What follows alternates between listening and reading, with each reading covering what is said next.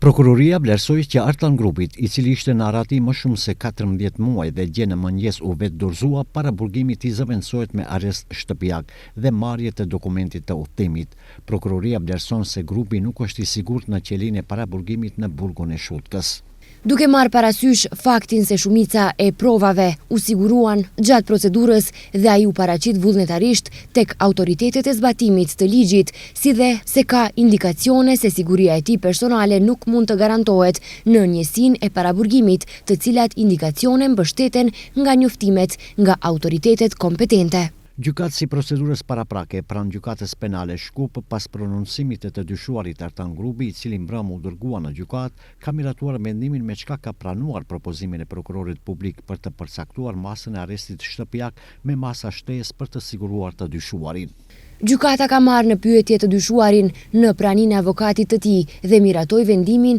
për të zëvendësuar masën e paraburgimit me masën arrest shtëpiak me mbikëqyrje 24 orëshe, që i është besuar Ministrisë për Punë të Brendshme, kurse është përcaktuar edhe masa e kujdesit, marrja e dokumentit të udhëtimit dhe ndalesës për nxjerrje të dokumentit tjetër për të kaluar kufirin. Ndërkohë, Ministria për Punë të Brendshme dhe Agjencia për Siguri Kombëtare kanë vlerësuar se Artan Grupi nuk do të jetë i sigurt në burgun e Shutkës dhe për këtë shkak kanë propozuar arrest shtëpiak. Sipas komunikatës së sotme të prokurorisë, detajet për cënimin e sigurisë janë prezantuar para gjykatësit të procedurës paraprake, kurse siç thonë, për prokurorinë më rëndësi është që i dyshuari grupi është siguruar dhe ndaj tij vazhdon ndjekja penale për dyshimet lidhur me veprën e kryer penale.